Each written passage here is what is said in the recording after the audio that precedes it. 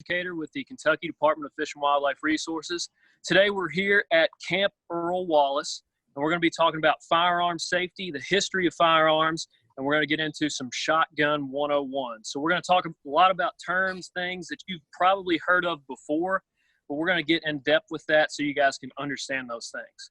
So to start out, we're going to start with one of the first types of hunting equipment that was made, and that was the Atlatl. All right, so Mr. Gutzeit here is an Atlatl expert, and he is going to show you all his constructed Atlatl, the one that he has made here at Camp Earl Wallace, and he's going to show you how to use this Atlatl. Okay, so an Atlatl is known as primitive technology, and I am not an expert, but this was one of the first tools that Native Americans would use to hunt in North America, and it looks a little bit like just a stick with a hook on the end of it. Now, I made this very rudimentary, my first try, so we'll see how it's going to fly. But you're going to find something that you can either knock onto the end of your Atlatl right there, and then you're going to hold that arrow, that projectile, so it's level with your Atlatl. Now, if you want to look these up or learn more about them, they're spelled A-T-L-L-A-T-L. They've got a weird spelling. Don't quote me on that. But let's see how this one flies. Step down range. Range is hot. Make sure you are using safety precautions. All right.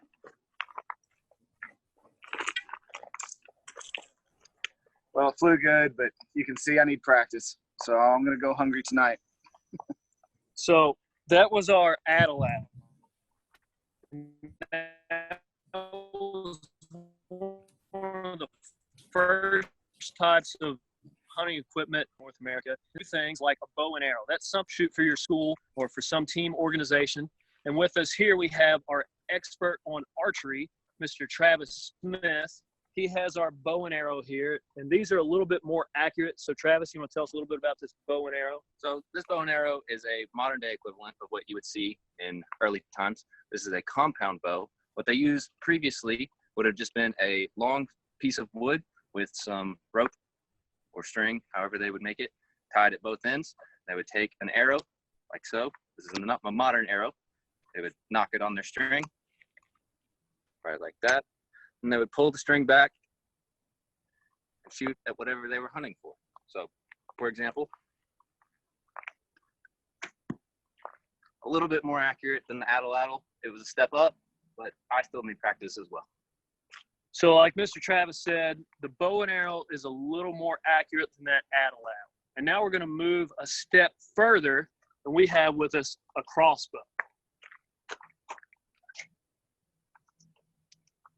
So this crossbow is like a bow and arrow, but it sets horizontally, right? And it has a trigger, so it's kind of like a mix between a gun and a bow and arrow.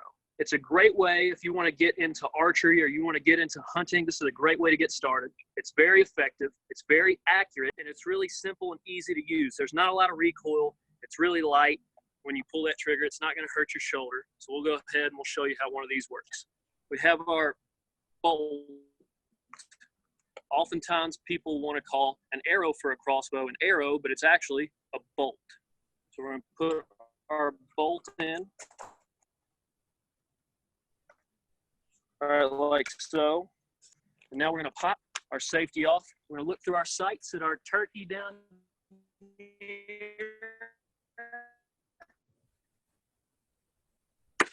And we can hit that turkey. This is much more accurate. So we walk down range and we can look at how much more accurate that crossbow is than the bow and arrow or the Atlatl. So our Atlatl missed the target. Our bow hit right here on the blue ring, and our crossbow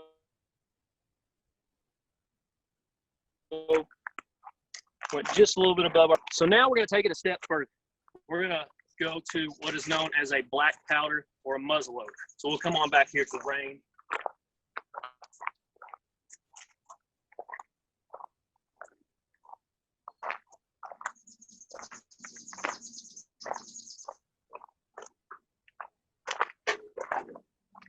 All right. So I'm going to grab our black powder rifle loader, we have to pour our powder down that barrel. So that's what we're going to do right now is we're going to pour our powder. We're going to put our bullet in there. We're going to get this thing ready to go and show you all how this works. So we have our powder already measured out in here, and we're going to pour that down our barrel.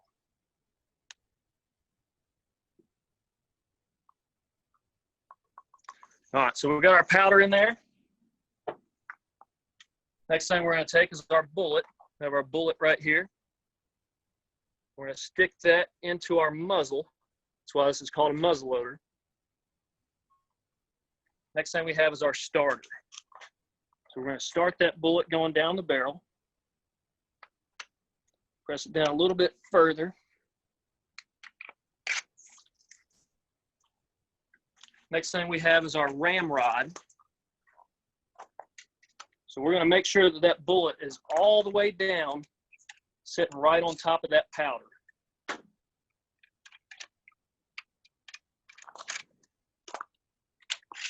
All right, so we got our bullet in. Now, if I was to pull this trigger right now, this gun would not go off. There would be no spark. So what we need to do is we need to add this right here.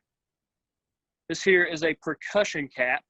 And when that trigger is pulled, it's going to hit this, make a little spark, and hit that powder, and out is going to shoot our bullet. So we're going to go ahead and load this up, get it ready. We're going to shoot down range at one of our clay pigeons that we have down there.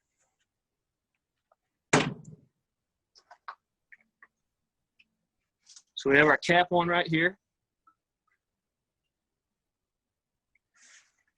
Now, we're going to go ahead and put on our eye and ear protection.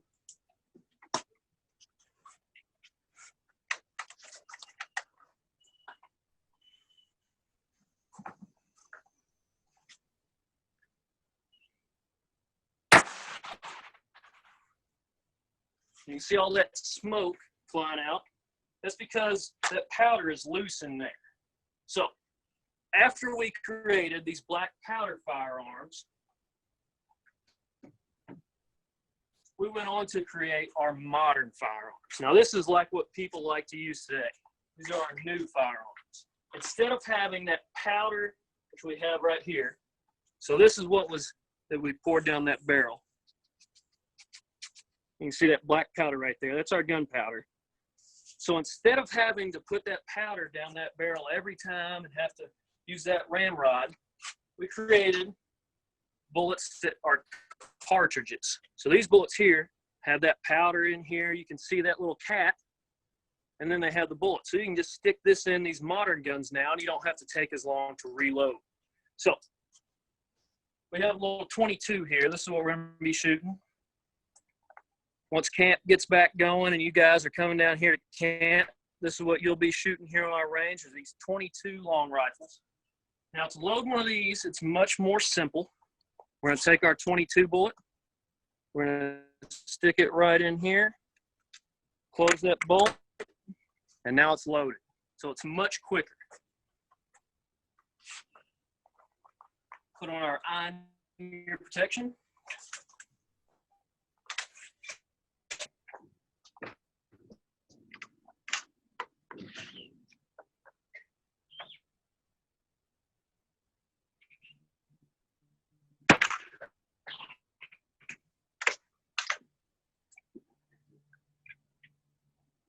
So that is our Atlatl all the way to our modern. Here we were just shooting rifles. A rifle shoots one projectile. When you go hunting with a rifle, you would go hunting for things like squirrels.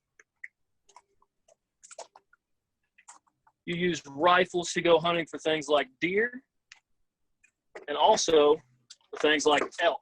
Now this here is the antler from an elk. It's a big old elk. This antler grows all year long. It can grow about an inch per day while they're growing it. Then it falls off their head and they start growing new ones. So a rifle is used to hunt for animals like this.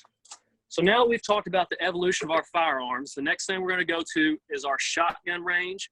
And we're going to get into this shotgun 101, talking about how to be safe with shotguns and all the parts and everything you need to know about these shotguns. So Nancy, if you want to go ahead and open the chat for some questions, we're going to head to our shotgun range. All right.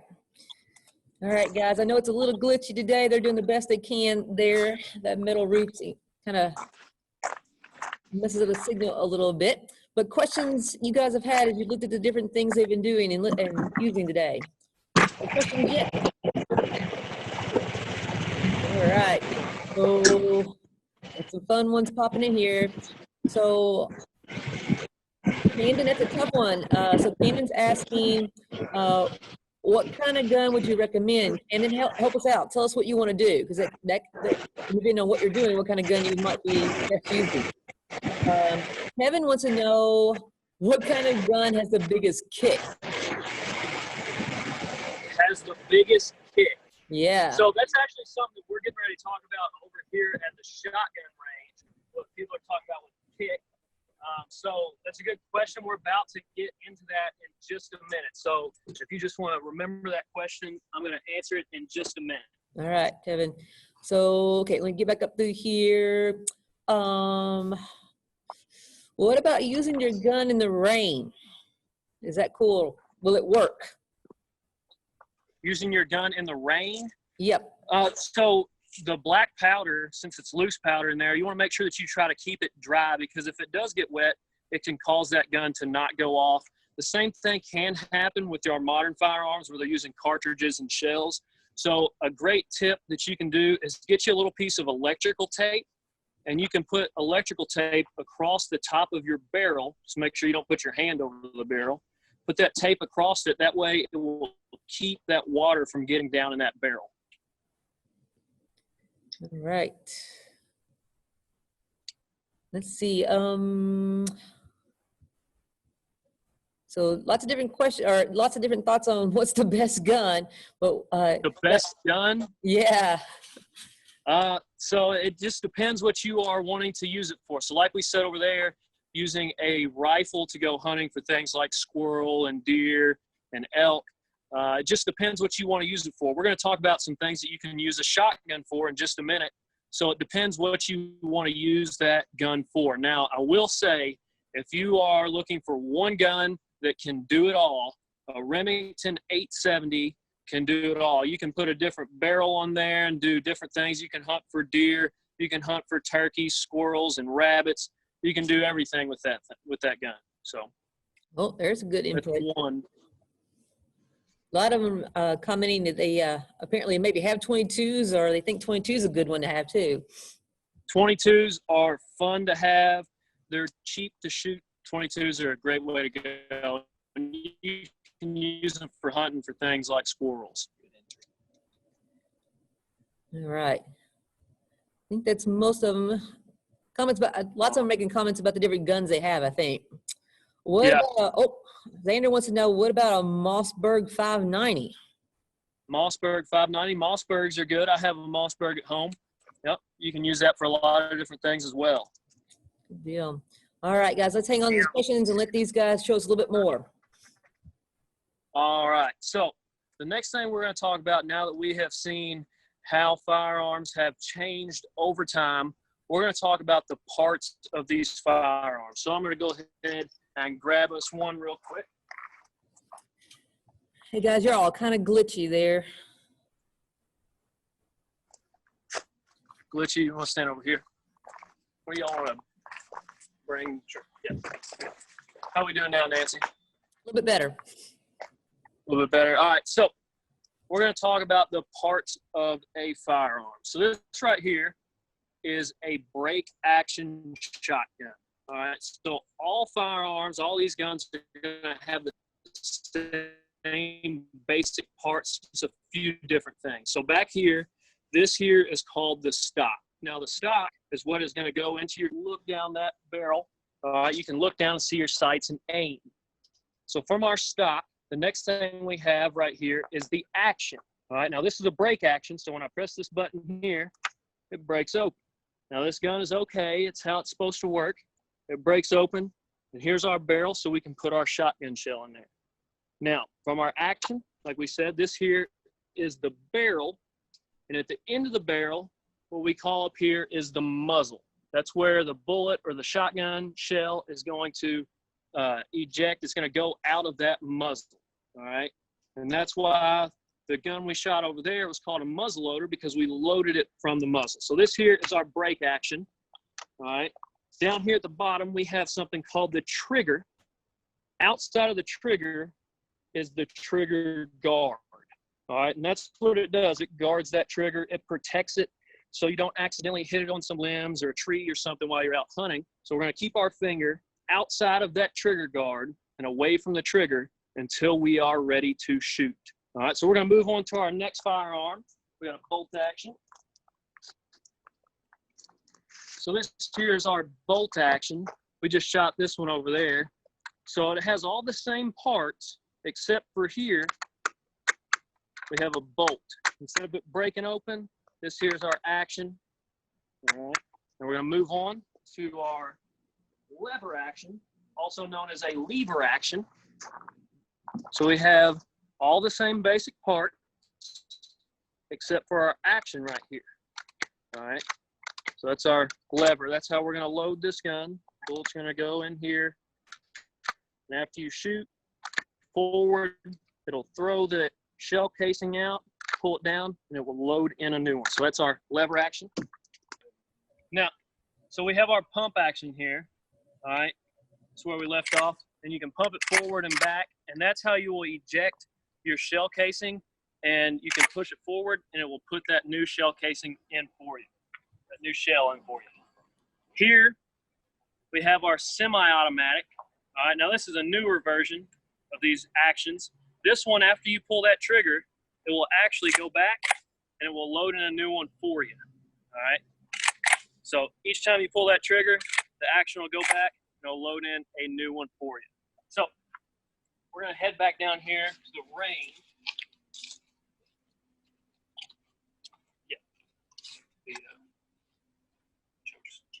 So something cool about shotguns, all right? Somebody was asking, what's the best type of gun to use?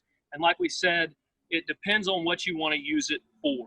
So at the muzzle of a shotgun, and so at the very end of the barrel, there's something called a choke. And that's what these are, all right? These are choke tubes. And what this does, you can change these out on your shotgun, and it will make the pellets that shoot out, it will make it either closer together or it'll make it spread out farther. So a shotgun shell has a bunch of little pellets in it. They spread out like a swarm of bees. All right, so you would use a shotgun for moving targets. So if you look here, we have a target, and you can see all these little spots where that shell, where that shotgun shot and hit.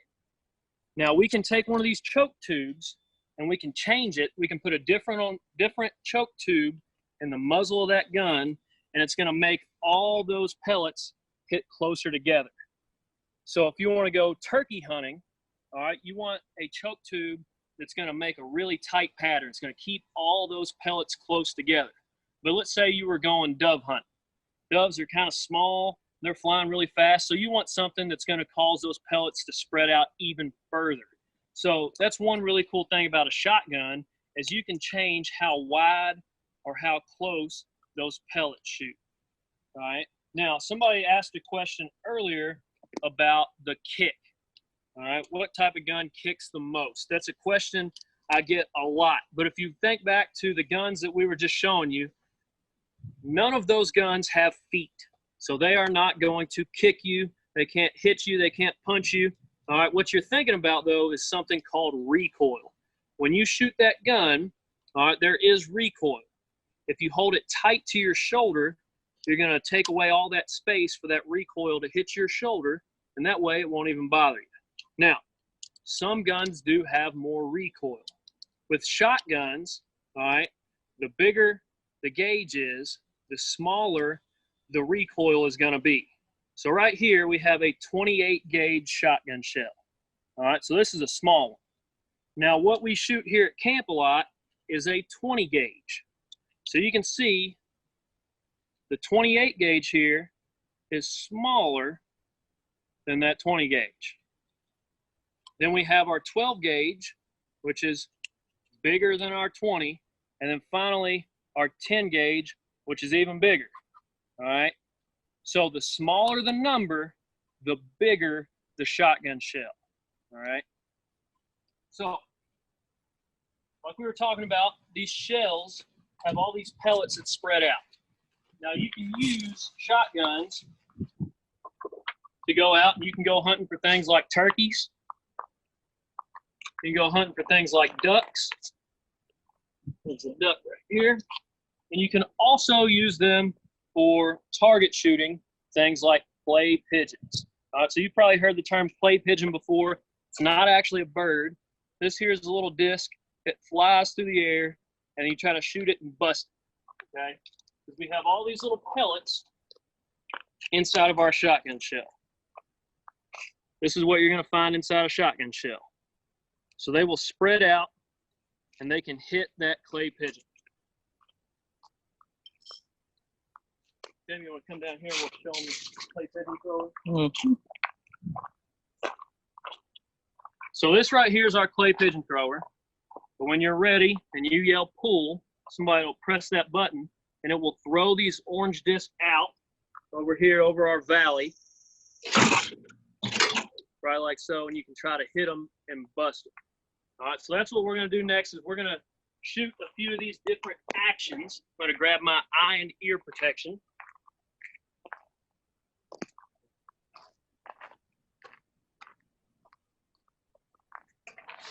So I have my eye and ear protection. Now, the first thing that you want to do when you pick up a firearm is you want to check to see if it is unloaded. Keep it pointed in a safe direction. Check that action. Make sure it is unloaded. All right, when you're using it, you want to use a two-handed carry. Use both hands. Make sure you have control of that firearm. Always keep it pointed in a safe direction. When you are done using that firearm, make sure that it is unloaded. When you store it, when you lock it up, make sure that you leave that action open so you can see inside, everybody else can see inside, and know that it is unloaded.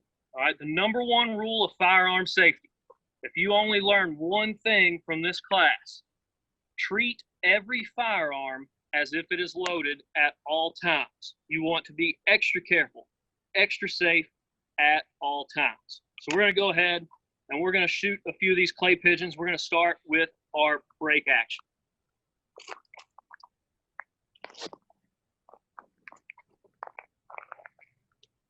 I'll show you here how we're going to load this. We got it pointed in a safe direction. Our action is open. We have our shotgun shell. Put it right down in here. Close our action. And right here is our safety. This is our hammer. So when we pull that back, it is ready to go. So here we go. Now I'm not very good at this, so if I miss, you can't make fun of me. Pull. So that's our break action. Next, we're going to move to our pump action.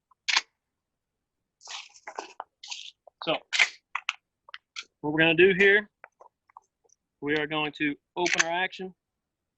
We're going to put our shotgun shell in, close our action, and underneath our barrel, we have something called a magazine tube. We can take our shotgun shell, we can put another one right there. So after I shoot, I can pump and I can shoot another one. So I'm gonna get ready. Turn our safety off. Pull. And now when I pump, shell goes out, a new shell goes in. All right. Now, when we're shooting this, you can see I got my feet about shoulder width apart. I have both my hands on there. I'm leaning forward. You want to have control of that firearm. You want to hold it. You want to grip it tightly. And we're looking right down this barrel, putting that, the bead at the end right in front of that clay pigeon. So we'll do another one real quick. Pull. So our sights here, we're looking down this all the way to the end, and we have a little bead. All right. Now that little bead looks like a BB. What I'm wanting to do is I'm wanting to put it right in front of that clay pigeon. Okay. If I aim behind it, the shot is going to spread out and go behind it. So you want to aim right in front of it. you want to let that pigeon fly right into your shot. Okay, another tip when shooting clay pigeons, if you want to step down here, Jamie. Something that a lot of people want to do, it kind of feels natural, right? Is when you yell pull and that pigeon takes off flying, is to try to follow it and get in front of it. But actually, you want to try to meet that clay pigeon. So if you're waiting here and you yell pull and you go to follow it, you're never going to catch up to it. All right, so the number one tip when trying to shoot a clay pigeon is to be ready over here and yell pull, and you go up and you meet it. All right, so you want to meet that clay pigeon. You don't want to follow behind it. So we'll shoot this semi-automatic for you a few times, and then we'll open up for a few more questions. Get our eye on your protection on.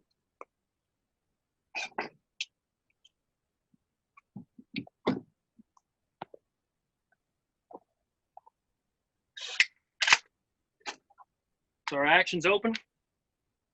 We got our shotgun shell. Goes in, press this button, close it. We're gonna put one down here in our magazine tube. And when we're ready, we're gonna yell pull, pull. I got that one before it even flew.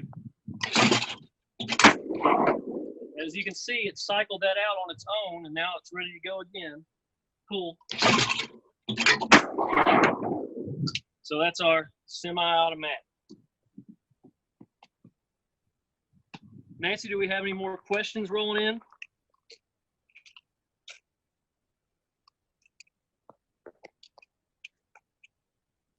All right, let me get it open back up here, guys, for questions. All right, and it's a little hard to see it on the screen, Alex, but you hit all those, didn't you? I did, for the first time in my life. So what makes it actually kick a recoil? Okay, so that's the powder and the pressure in there. It's a little explosion in there to send that projectile out. So that's all it is. It doesn't hurt as bad as you think. A lot of times people think it's going to hurt, but it really doesn't. So we have our gun right here, and you want to make sure that you have this part of the stock, the butt of the stock, right into your shoulder real tight. We're going to keep our elbow up like that. So if my elbow's down like this, my shoulder's small. This little pocket's small. But if I lift it up like a chicken wing, it makes it big. So there's a big place for me to put the butt of this stock right into my shoulder like that, and I want to hold it tight to my shoulder. I'm pulling it back into my shoulder, all right? If I hold it out here like this, when you pull that trigger, it will come back, all right? But if you got it right here, there is nowhere for that to go. So here's another example, something to think about. Travis, you want to be my volunteer? So if Travis comes over here and Travis gives me the hardest high five in virtual camp history, when he hits my hand, hit harder than that. When he hits my hand goes back. All right, now if we put our hands together and now he gives me a high five, my hand can't go anywhere. All right, so it's the same way. If you have that shotgun tight to your shoulder, you won't even feel that recoil. Good question. Good deal. So, okay. So, yeah, some people making comments. Okay, let me get it here real quick. So somebody's asking, can you hunt using a slug? But we probably need to explain what a slug is, because some people are confused with it being some slimy little thing they find on the ground. So there is an exception to everything in the world. So we said earlier, shotguns have multiple projectiles and they spread out. All right, but there is an exception. There's something called a slug, which is what we have right here. So this shotgun shell actually only shoots one bullet. There's only one projectile that comes out of there, and that's called a slug. So you can use shotguns to hunt for things like deer if you're using something like this. So good question.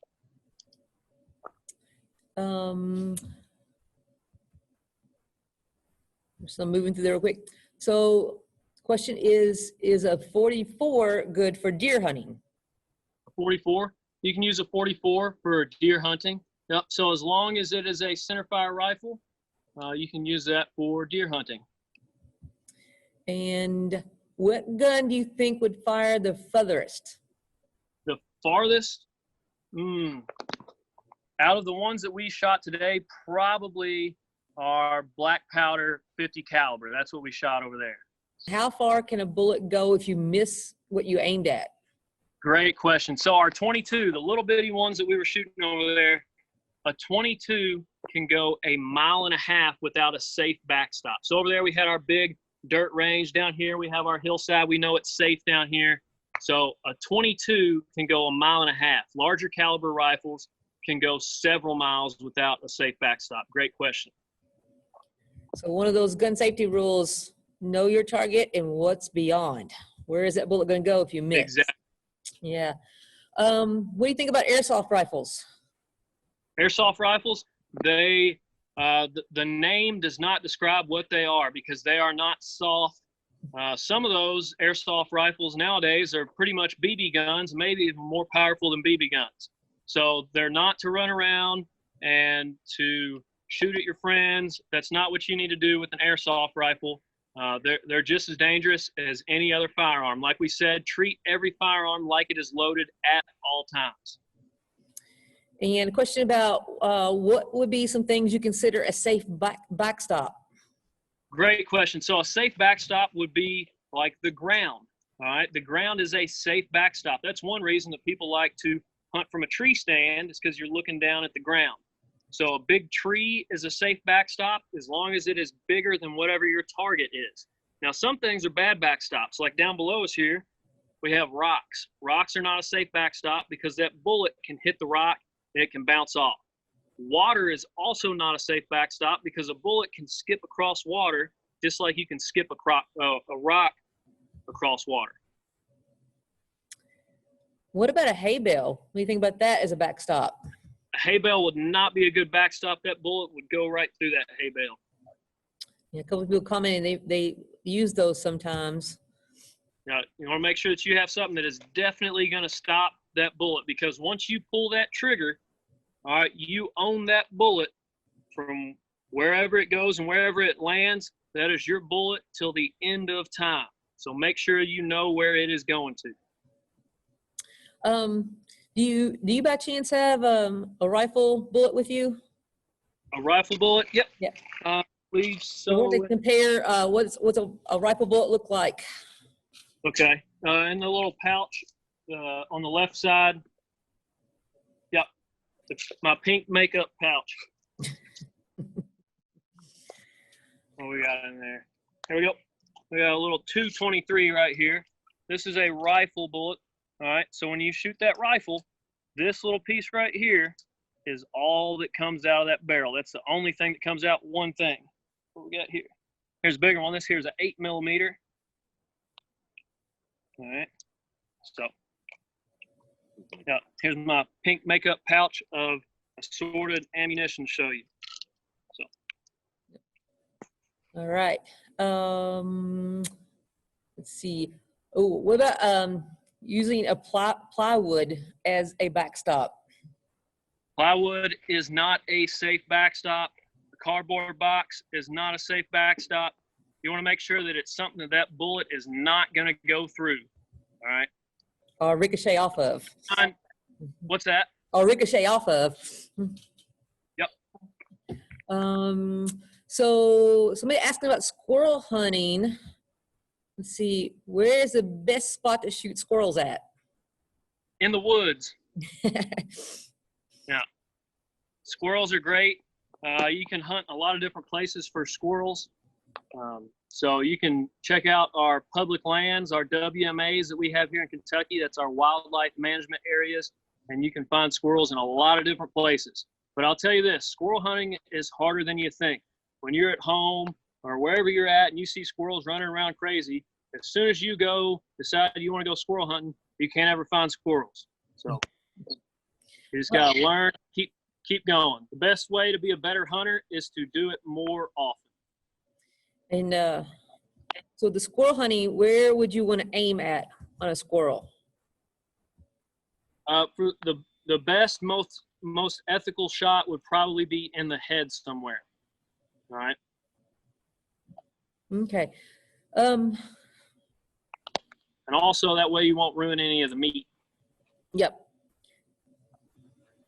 So can you show them again? A couple people still looking and wondering, compare a rifle bullet to a shotgun shell. Absolutely.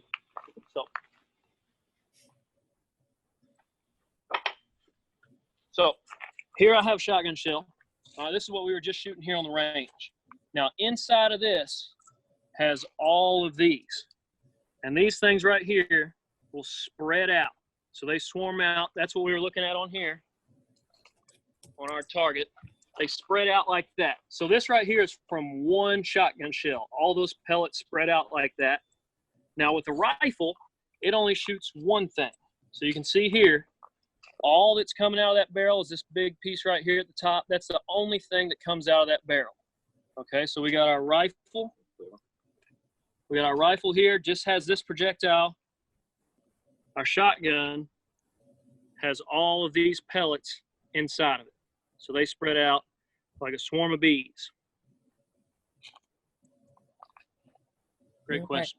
Good deal. Yeah, good questions, guys. Hey, if I missed a question, shoot it at me again, guys, because there's a lot of chat going on. I may have missed a question somewhere along the way. Somebody asked if you could hunt chipmunks. I do not believe there is a chipmunk season. Don't think so either. For questions like for what can you hunt, you can check out our hunting and trapping guide that just came out on our website, fw.ky.gov. You can also fact check me on the question earlier about using a center fire. I believe you can use any center fire for deer. So any center fire? Okay. Center fire, so yeah, you can explore laws and rules like that by checking our website and our hunting and trapping guide that just came out. And also on the cover of our hunting and trapping guide is a former Camp Earl Wallace employee, Lori Shute. Yep. So asking, do you need a license? And I assume they may be talking about a hunting license since we were talking a little bit about hunting today. Do you need a hunting license? Yes. Once you turn 12 years old, you have to have a hunting license. Okay. And what about, are the laws, I guess, the same if you're hunting on your own property? So if you are hunting on your own property, you do not have to have that license, all right? But if you are hunting on your grandpa's or grandma's or aunts or uncles or best friend's property, you have to have a license. If it is your property, you do not have to have that license. You still have to follow the laws and rules, but you do not have to have a license. Great question. Yep. And let's see, a couple more. I think I'm missing some here.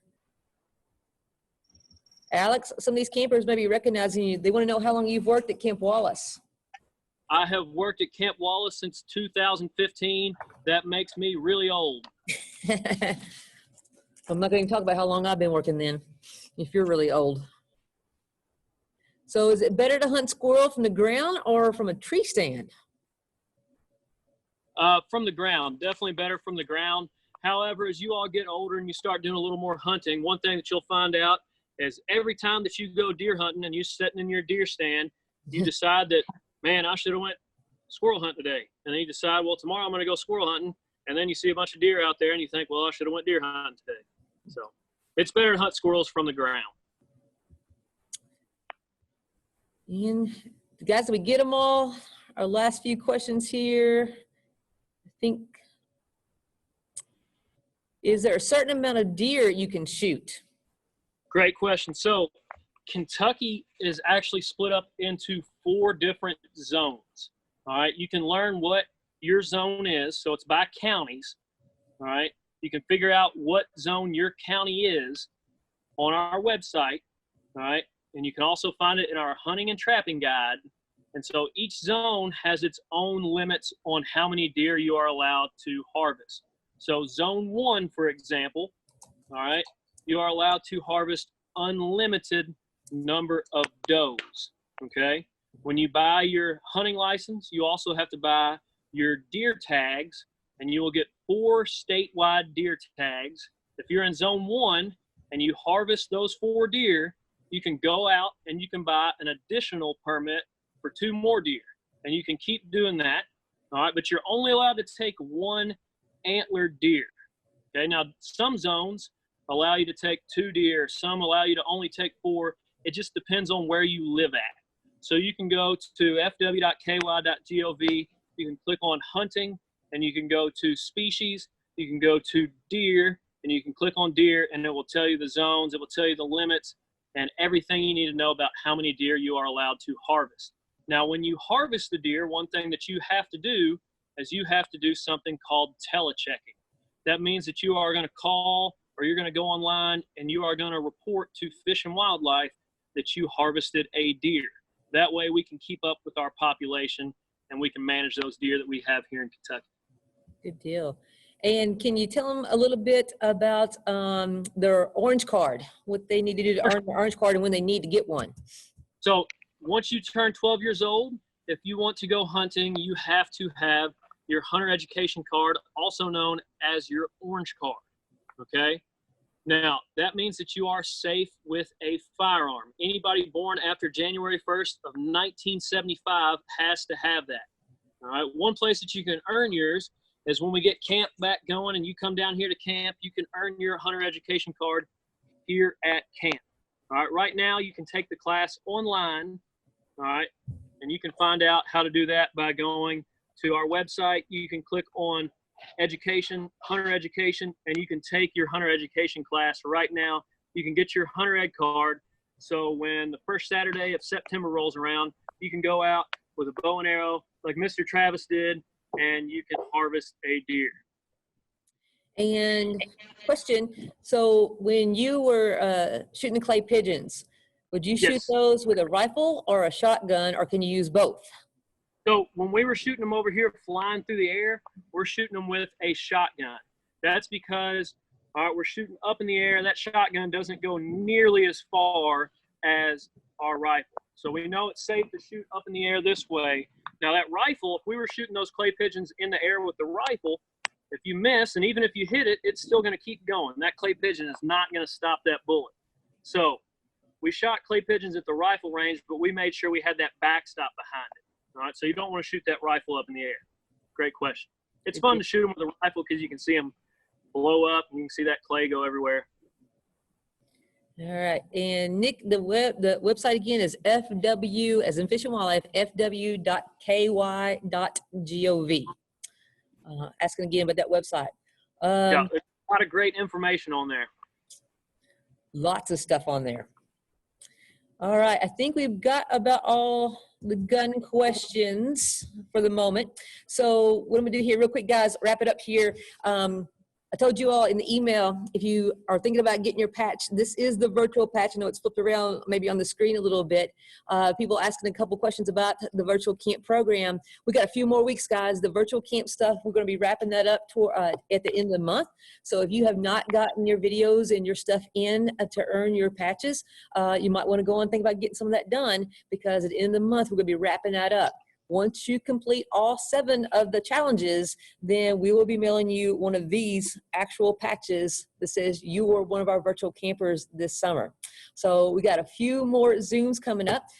So just to let you all in on a secret we haven't put out there yet, we got one more Zoom next week with Jasmine. But then after that, since I know some of you, we figured out that some of you all were not going back to school until the end of August, and there were a few weeks in there, we're going to add a few more Zooms to our summer.